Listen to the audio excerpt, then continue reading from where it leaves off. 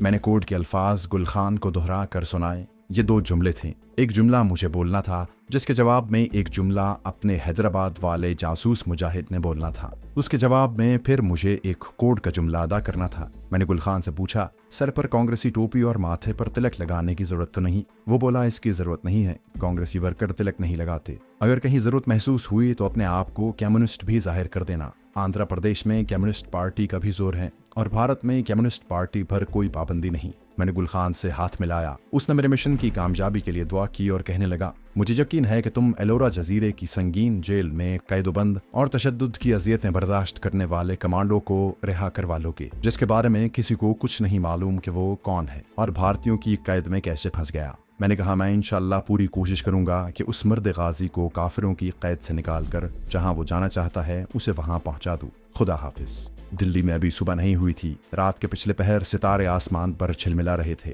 मगर दिल्ली बहुत बड़ा शहर था। गुल खान के अंदरूने शहर वाले मोहल्ले से निकला तो कुशादा बाजारों में बत्तियां खूब रोशन थीं। मैंने पैदल चलना मुनासिब न समझा, क्योंकि रात को गश्त करने वाली पुलिस से कहीं भी आमना सामना हो सकता था। जो पहला खाली रिक्शा मिला उसी में बैठकर दिल्ली के रेलवे स्टेशन पहुंच गया। टिकट मेरे पास था। प्लेटफॉर्म मुसाफिरों से भरा हुआ था। दिल्ली से नेलोरा वाया हैदराबाद ऐसा रूट था कि जिस रूट पर भारत के बड़े बड़े अहम शहर थे, और इन शहरों के मुसाफिर प्लेटफॉर्म पर अपने कुंभों के साथ बैठे ट्रेन का इंतजार कर रहे थे, जो लखनऊ कानपुर से आ रही थी। मैंने टी स्टॉल पर खड़े होकर चाय का एक कप पिया। नाश्ता मैंने गुल खान के यहाँ ही कर लिया था, मगर मोटे खद्दर की जैकेट से सर्दी का काफी बचाव हो गया था। मैंने सिगरेट का एक पैकेट खरीदा और सिगरेट सुलगा कर एक तरफ बैठकर ट्रेन का इंतजार करने लगा। ट्रेन आई, मुसाफिरों ने उसके डिब्बों पर हल्ला बोल दिया। मैं अकेला था, कोई मुसाफिर भी मेरे साथ नहीं था। एक डिब्बे में मुझे भी जगह मिल गई। मुसाफिरों में हिंदू, पंजाबी, सिख भी थे। जनूबी हिंद के काले काले मद्रासी, तमिल भी थे। तरह तरह की जबानें बोली जा रही थीं। मैं कोने में खिड़की के साथ लगकर बैठा बाहर प्लेटफॉर्म की रोशनियों को देख रहा था। आखिर ट्रेन चल पड़ी। दिल्ली से नेलोर तक का सफर भी शैतान की आंत की तरह तवील था। खुदा जाने कितने स्टेशन आए, कितने शहर आए। आबो हवा बदल गई, जबान बदल गई, बड़े बड़े चंद एक शहर याद रह गए। वही आपको बताता हूँ। जी ट्रेन दिल्ली से वाया झांसी नेलोर जा रही थी। झांसी से वो दिल्ली बम्बई लाइन को छोड़कर नरसिम्हापुर और नागपुर वाली लाइन पर हो गई। नरसिम्हापुर से नागपुर और वहां से वाधा, वाधा से चंदापुर, वहां से वरंगल और वरंगल से हैदराबाद पहुंच गई। ये सफर पूरे 1 दिन और 1 रात और फिर 1 दिन में तय हुआ। हैदराबाद ट्रेन पहुंची तो सूरज गुरूब होने वाला था। इस मुस्लिम रियासत के आसार स्टेशन के तर्ज तामीर और वहां के लोगों के पहनावे से नुमाया थे। जहां अचकने और तुर्की टोपियां नजर आईं तो दिल को खुशी हुई, मगर जब ये ख्याल आया कि बरसगीर की इस सबसे बड़ी मुसलमान रियासत पर इंडिया की हुकूमत ने जबरदस्ती कब्जा कर लिया था और जहां मुसलमानों का खून बेदरीग बहाया गया था, तो दिल उदास हो गया। मुझे जहां उतरना था और अपने आदमी से मुलाकात करनी थी। मेरा टिकट नेलोर तक का था। मैं हैदराबाद दक्कन के स्टेशन पर उतर गया। स्टेशन से बाहर निकलकर एक मोटर रिक्शे वाले को उस इलाके का नाम बताया जहां मुझे अपने आदमी से मिलना था। रिक्शा शहर की खूबसूरत कुशादा बाजारों में से गुजरने लगा। दूर से मैंने 4 मीनार की इमारत देखी। रिक्शा दूसरी तरफ से होकर आगे निकल गया। रिक्शा एक खास जगह पर जाकर रुक गया। यही वो इलाका था जिसका पता मुझे गुल खान ने लिखवाया था। इतना समझ लें कि ये कोई मॉडर्न इलाका नहीं था। दरमियाने दर्जे की आबादी थी। खुशनुमा मकान भी थे और टीन की छतों वाले मकान भी थे। इमली, ताड़ और नारियल के दरख्त जगह जगह नजर आ रहे थे। मुसलमान अपनी अचकन और चौड़े चौड़े पाजामों से साफ पहचाने जाते थे, जबकि हिंदू सिर्फ बनियान और तहमद बांधे हुए थे। तहमद भी उन्होंने नीचे से उठाकर घुटनों तक बांधा हुआ था। उनकी अक्सरियत पांव से नंगी थी। शलवार तमीज और बुरकों वाली मुसलमान औरतें भी दुकानों पर नजर आ रही थीं और साड़ियों वाली हिंदू औरतें भी चल फिर रही थीं। यहाँ की जबान उर्दू भी थी और तेलुगु जबान भी बोली जा रही थी। तमिल लोग भी थे, मगर अक्सरियत तेलुगु बोलने वालों की थी। एक मस्जिद के ऊंचे मीनार दिखाई दिए। ये एक निशानी थी जो मुझे बताई गई थी। उस मस्जिद के आगे एक बाजार था, जिसकी एक दुकान के बाहर एक बोर्ड लगा हुआ था। दुकान के अंदर वही घनी मूंछों वाला आदमी जिसकी गुल खान ने मुझे दिल्ली में तस्वीर दिखाई थी, तख्त पोश पर गाव तकिया लगाए बैठा था। उसने हैदराबादी अचकन पहनी हुई थी, जिसके बटन गर्मी के मौसम में भी गले तक बंद किए हुए थे। सर पर कांग्रेसी टोपी थी। 3 आदमी तख्त पोश पर उसके सामने बैठे उससे बातें कर रहे थे। मैं भी आदाब कहकर एक तरफ होकर बैठ गया। उस आदमी ने मेरी तरफ निगाह उठाकर देखा। गुल खान ने अपने खुफिया पैगाम के जरिए उसे भी मेरा हुलिया बता दिया था। उसके चेहरे के तासुरात बता रहे थे कि उसने भी मुझे पहचान लिया है, मगर उसने ऐसा जाहिर किया जैसे मैं कोई अजनबी हूँ। इतना जरूर उसने किया कि मुझसे कोई बात न की और दूसरे आदमियों को मुख्तसर सी बात करने के बाद एक एक करके रुखसत कर दिया। जब सब लोग चले गए और दुकान में हम दोनों के सिवा कोई न रहा, तो उसने संदूकची में से बीड़ी का बंडल निकाला, मुझे बीड़ी पेश की। आप शौक करेंगे? मैंने मुस्कुराते हुए कहा, जी नहीं। आप तंबाकू नहीं पीते? मैंने कहा, मैं सिगरेट जरूर पीता हूँ मगर बीड़ी बहुत सख्त होती है। उसने एक बीड़ी खुद सुलगाई और मुझसे पूछा, आप कहाँ से तशरीफ लाए हैं, कैसे तशरीफ लाए हैं? मैंने कोड का जुमला बोल दिया, दक्कन में इस्लाम के नाम पर मुसलमानों का बहुत खून बहा है। उसने जवाब में कहा, दक्कन में बारिश बहुत होती है। मैंने उसके जवाब में खुफिया कोड का जुमला बोला। रात दरियाए कावेरी में सैलाब का मंजर था। हम दोनों की शनाख्त हो चुकी थी। उसने संदूकची में से एक कॉपी निकाली, कलम से कॉपी के एक सफ़े पर कुछ लिखा, वर्ड फाड़ कर तय किया और मुझे देते हुए कहा, आप ये ले जाएं, भगवान ने चाहा तो आपका काम हो जाएगा। मैंने तय किया हुआ कागज जेब में डाला और आधा बजा लाकर दुकान से निकल गया। मैं समझ गया था कि उसने कागज पर कोई खास पैगाम लिखा है। मैं बाजार में से गुजरकर एक खुली जगह पर आ गया, जहाँ एक दरख्त के नीचे कांधे से थैला उतार कर यूं बैठ गया जैसे आराम करने के लिए बैठा हूँ। वहाँ लोगों की आमदोरफ्त नहीं थी। मैंने जेब से कागज निकाल कर पढ़ा। कागज पर लिखा था, 4 मीनार से 7 नंबर बस पकड़ो और पुराने कब्रिस्तान के स्टॉप पर उतर जाओ। कब्रिस्तान के शुमाल में बेगम का मकबरा है, वहाँ मेरा इंतजार करो। दोस्तों, आगे बढ़ने से पहले आपसे गुजारिश है कि अगर आपने अभी तक इस चैनल को सब्सक्राइब नहीं किया तो इसे सब्सक्राइब कीजिए और वीडियो पसंद आने की सूरत में इसे लाइक, शेयर और कमेंट करके हमें बताइए कि आपको हमारी वीडियो कैसी लगी। तो आइए कहानी की तरफ चलते हैं। मैंने एक रिक्शा लिया और 4 मीनार के बस स्टॉप पर उतर गया। 2-3 बसें आकर निकल गईं। आखिर 7 नंबर की बस आई तो मैं उसमें सवार हो गया और कंडक्टर से कहा कि पुराने कब्रिस्तान का स्टॉप आए तो बता देना। बस शहर के मुख्तलिफ बाजारों में से गुजरती हुई एक कम आबादी वाले इलाके में दाखिल हो गई, जहाँ खेत और दरख्तों के जखीरे थे। बस की रफ्तार कम होने लगी। कंडक्टर ने आवाज लगाई, पुराना कब्रिस्तान। मैं बस से उतर गया। बस चली गई तो मैंने इधर उधर निगाह दौड़ाई। एक तरफ छोटी सी मस्जिद के मीनार दिखाई दिए। मैं उस तरफ चल पड़ा। ये पुराने कब्रिस्तान की जनाजागाह थी। कब्रिस्तान में कच्ची पक्की कब्रें थी। मैं दिल ही दिल में फातिहा पढ़ता कब्रों के दरमियान से गुजरने लगा। मेरी निगाहें मकबरे को तलाश कर रही थीं। कब्रिस्तान की हुदूद खत्म हो गई।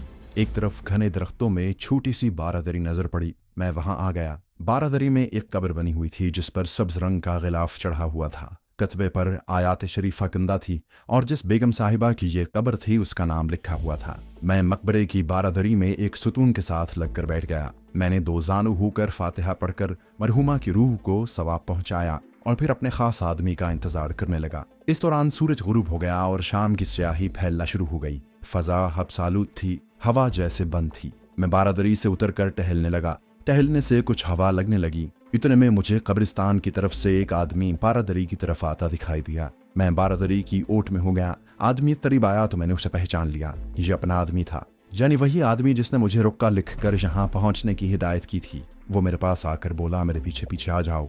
वो दरख्तों के एक जखीरे में दाखिल हो गया। हम दरख्तों के दरमियान चले जा रहे थे। वो खामोश था, मैं भी खामोश था। जखीरे के आखिरी किनारे पर टीन की छत वाला एक केबन सा बना हुआ था। दीवारें पत्थर जोड़कर बनाई गई थीं। पत्थरों पर जंगली बेलें चढ़ी हुई थीं। वो केबन के अंदर चला गया।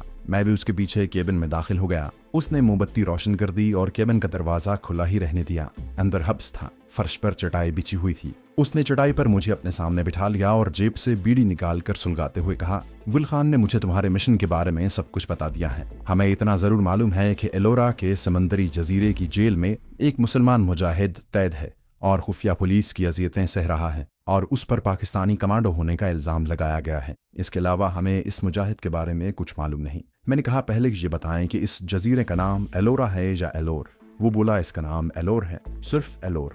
एलोरा और रेजेंटा 2 गार हैं जो औरंगाबाद के जिले में वाक़ हैं। इनका एलोर से कोई ताल्लुक नहीं है। एलोर नेलोर से कुछ फासले पर आंध्र प्रदेश का वो साहिली शहर है जहां दरिया समंदर में गिरता है। वहां से समंदर में 4 मील के फासले पर वो छोटा सा वीरान जजीरा है जहां जेल खाना है। इस जजीरे में और कोई आबादी नहीं है।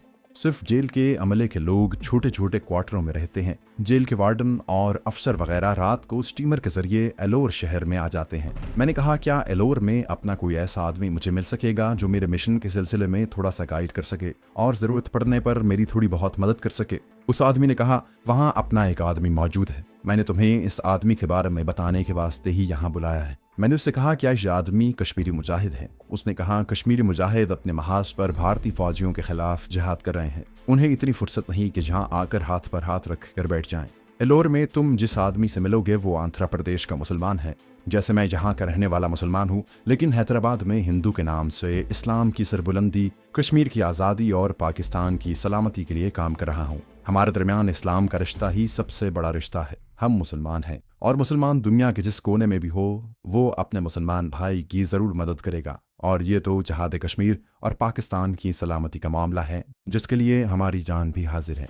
इस आदमी की बातों ने मुझे बहुत मुतासिर किया। इसमें कोई शक शुबा नहीं कि इस्लाम का रिश्ता हमारा सबसे बड़ा रिश्ता है। अगर दुनिया के तमाम मुसलमान छोटे छोटे फ़रोई इख्तलाफात पसे पुश्त डालकर अल्लाह की रस्सी को मजबूती से पकड़कर इस्लाम और सिर्फ इस्लाम के परचम तले मुत्तहिद हो जाएं तो यकीन करें उम्मत मुस्लिमा की ताकत का मुकाबला फिर दुनिया की बड़ी बड़ी ताकतें भी नहीं कर सकेंगी। अपने इस हैदराबादी मुजाहिद ने मुझे उस खास आदमी का नाम और हुलिया बताया जो एलोर के साहिली शहर में रह रहा था और जिसके पास मुझे जाना था। हैदराबादी मुजाहिद ने कहा, अपना ये गाजी मुसलमान के नाम से यानी अपनी असली हैसियत से रहता है। मेरी तरह वहाँ उसे हिंदू और कांग्रेस कमेटी का रुकन बनकर रहने की जरूरत नहीं है। मैं अपने खुफिया जरिए से उसको तुम्हारे मिशन के बारे में इत्तला पहुंचा दूंगा। उसके बाद हैदराबादी मुजाहिद ने मुझे उस शख्स का एलोर शहर में पूरा एड्रेस ज़बानी भी बताया और लिख कर भी दे दिया। उसके बाद उसने मुझसे पूछा, तुम्हें पैसों की जरूरत तो है तो मुझसे ले लो। मैंने कहा, मेरे पास नेलोर शहर तक रेल का टिकट मौजूद है। आगे एलोर के बारे में सुना है कि वो नेलोर से ज्यादा दूर नहीं है। मेरे पास इतने पैसे हैं कि वहां पहुंच सकूं। हैदराबादी मुजाहिद कहने लगा, फिर भी तुम मुझसे कुछ पैसे लेकर रख लो। वैसे तो एलोर शहर वाला अपना गाजी तुम्हारी हर मदद करेगा। उसने मुझे अचकन की जेब में से इंडियन करेंसी के 10-10 रुपए के 5 नोट निकाल कर दिए जो मैंने शुक्रिया के साथ अपने पास रखी है। अब तुम जहां से सीधा हैदराबाद के रेलवे स्टेशन पर जाओगे। नेलोर जाने वाली मद्रास मेल तुम्हें रात के 8 बजे मिलेगी। मैं अब जाता हूँ। मेरे जाने के 5 मिनट बाद तुम भी यहाँ से निकल जाना। मेरे लायक कोई और खिदमत हो तो बता दो। मैंने कहा, आपका बहुत बहुत शुक्रिया। हैदराबादी मुजाहिद मुझसे गले लगकर मिला और बोला, अल्लाह ताला तुम्हें अपने मिशन में कामयाबी अता फरमाए। वैसे एलोर के जजीरे वाली जेल से आज तक कोई कैदी फरार नहीं हो सका। मैंने कहा, मैं अपने मुसलमान भाई को जेल की सलाखों और भारतीय दरिंदों की जालिमाना अजियतों से निजात दिलाकर रहूंगा, खा इसके लिए मुझे अपनी जान की बाजी लगानी पड़े। हैदराबादी मुजाहिद ने मेरी पेशानी चूम ली। जज़ाकल्लाह। उसने बड़ी गर्मजोशी से मुझसे दोबारा हाथ मिलाते हुए बड़ी जोशीली आवाज में कहा, पाकिस्तान जिंदाबाद, आज़ादी कश्मीर जिंदाबाद। और वो तेजी से केबिन में से निकल गया। इस हैदराबादी मुजाहिद के सीने में जज्बा इस्लाम और जोश इस्लाम की बिजलियां तड़प रही थी। यही वो जज्बा और जोश है जिसकी ताकत से मुसलमानों ने रोम की ताकतवर तरीन सल्तनत के परखचे उड़ा दिए थे और उनके घोड़े कुफ्र के बुतों को रोंदते हुए हस्पानिया और उसके आगे जनूबी फ्रांस और वियना की सरहदों तक पहुंच गए थे। ये हैदराबादी मुजाहिद मेरे सीने में मौजन जज्बा इस्लाम को फिर से ताबिंदा कर गया था। जब वो चला गया तो उसके 5 मिनट बाद मैं भी केबिन से बाहर आया। उस वक्त बाहर रात का अंधेरा छा चुका था। इंडिया के जनूबी इलाके में रातें जंगलात और सब्जे की वजह से बड़ी तारीख होती हैं और रात बड़ी जल्दी छा जाती है। मैं कब्रिस्तान में चलने लगा। किसी तरफ से मेंढक के बोलने की मुसलसल आवाज आ रही थी। शायद उधर कोई तालाब था। सड़क पर बत्तियां रोशन हो गई थीं। मैंने पुराने कब्रिस्तान वाले बस स्टॉप पर आकर बस का इंतजार करने लगा। काफी इंतजार के बाद एक बस आई। मैंने कंडक्टर से कहा कि मुझे रेलवे स्टेशन का टिकट दे दे। उसने बताया कि रेलवे स्टेशन जाने वाली बस मुझे 4 मीनार से मिलेगी। मैंने 4 मीनार तक का टिकट ले लिया। 4 मीनार के स्टॉप पर उतर गया। यहाँ सड़क पर खूब ट्रैफिक और रोशनी थी। 4 मीनार की चौक और ऊंचे ऊंचे मीनारों वाली इमारत के नीचे से सड़क गुजरती थी। मैं फुटपाथ पर खड़ा गाड़ियों और पैदल चलने वालों को देख रहा था। आखिर मुझे स्टेशन जाने वाली बस मिल गई और मैं रेलवे स्टेशन पहुंच गया। अभी गाड़ी आने में काफी वक्त था। टिकट मेरी जेब में था जिसे टीटी ने हैदराबाद से निकलते हुए चेक कर लिया था। इस टिकट में एक तरफ सुराख किया गया था। मैं टिकट दिखाकर उस प्लेटफॉर्म पर आ गया जहां से मुझे नेलोर की तरफ जाने वाली मद्रास मेल मिलनी थी। जब तक गाड़ी नहीं आई मैं एक तरफ बैठकर इंतजार करता रहा। आखिर ट्रेन आ गई और दूसरे मुसाफिरों के साथ मुझे भी लेकर मद्रास की तरफ रवाना हो गई। अगर आपको कभी उस तरफ सफर करने का इत्तेफाक हुआ हो तो आप जरूर जानते होंगे कि हैदराबाद दक्कन से नेलोर तक का सफर भी काफी लंबा सफर है। हैदराबाद के स्टेशन से रेलवे का एक रूट महबूब नगर, करनौल और अनंतपुर से बंगलोर तक का है। एक रेलवे लाइन हैदराबाद से गुलबर्गा, शोलापुर और पूना से होती हुई बंबई को जाती है। मैं जिस रूट पर सफर कर रहा था वो हैदराबाद से विजयवाड़ा या बेजवाड़ा, गंटोर और आगे नेलोर तक मद्रास तक का रूट था। ये ट्रेन यानी मद्रास मेल सारी रात और दूसरा पूरा दिन चलती रही। दूसरे दिन तीसरे पहर उसने मुझे नेलोर पहुंचाया। नेलोर से मैं एक लारी में बैठकर एलोर नाम के साहिली शहर पहुंच गया। एलोर का शहर या बंदरगाह खलीज बंगाल के मगरबी साहिल पर वाक़ है। एलोर से जरा नीचे की जानिब किसी दरिया का डलता है। इस दरिया का नाम मुझे याद नहीं। ये दरिया जहाँ समंदर में गिरता है। सूरज गुरूब हो चुका था। आसमान पर बादलों के टुकड़ों का रंग गहरा किरमिजी हो गया था। साहिली शहर एलोर ज्यादा बड़ा शहर नहीं था। बाजारों में दुकानें खुली थीं। रिक्शों के अलावा कहीं कहीं मोटर कारें भी चलती नजर आ रही थीं। एक तरफ थोड़ी बुलंदी पर कोई बहुत बड़ी इमारत थी जिसके ऊपर तेलुगु जबान में लिखा हुआ नियॉन साइन जगमगा रहा था। लोगों के रंग यहाँ ज्यादा काले हो गए थे। औरतें भी काली काली थीं। फजा ऐसी थी जैसे हमारे पंजाब में अगस्त के महीने में होती है। अपने गाजी का एड्रेस मेरे पास था।